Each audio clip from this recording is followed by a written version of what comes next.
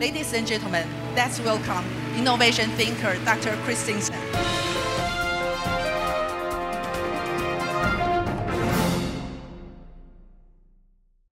I've decided that you can categorize all innovations in three fundamental groups. And the reason I want to understand innovation is that investment is targeted at innovation. And since investment is the fuel for growth, we need to understand what they're targeting. So the first type of innovation, I'm going to call market-creating innovations. And as a consequence, billions of people around the world now have access to computing, whereas at the beginning, only a few had that access. Now, the second type of innovation, we're calling sustaining innovations. Sustaining innovations make good products better. Then the third type of innovation, we're calling efficiency innovations. It makes good products that you're selling to the same customers cheaper. And the reason why is that in marketing, we have taught managers that they should understand their customer. And we've decided that understanding the customer is the wrong unit of analysis.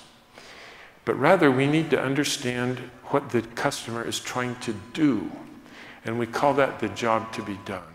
And what causes us to buy a product or use a service is, you know, every day things happen to us. Jobs arise in our lives that we need to get done. At the bottom, or the foundation, is an understanding of what the job is that they need to get done. If you know that, then you can answer the second question, which is, all right, so if that's the job, what are the experiences in purchase and use that we've got to provide the customer so that they will get the job done perfectly? If you know the experiences that they have to experience, then you can ask the third question, which is, all right, so how do we need to integrate? And what do we need to integrate so that we can provide the experiences required to get the job done? And when you've got that in place, then at the top, you need to give it a brand, which we call a purpose brand.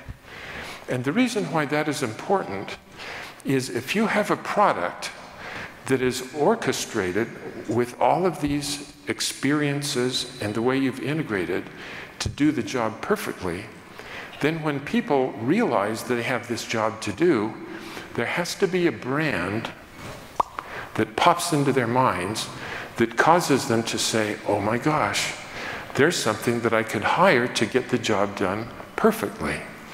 And when they use it, and it's designed to do it perfectly, almost always they are delighted to pay a premium price because it gets the job done perfectly.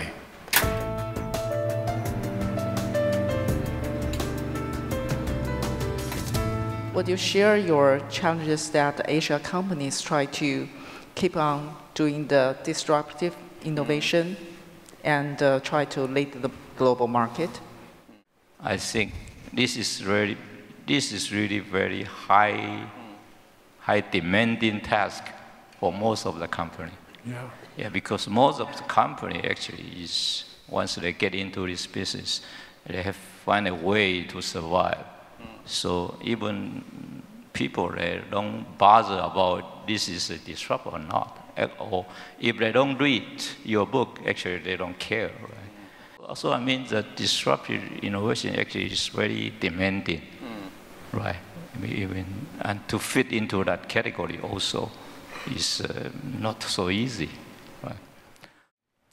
But from my experiences that in the technology area, most of Taiwanese company or Asian company, actually, we are playing so-called follow or catching up. Right? We can hear some from the service industry. Yeah, President sure. Huang. Sure.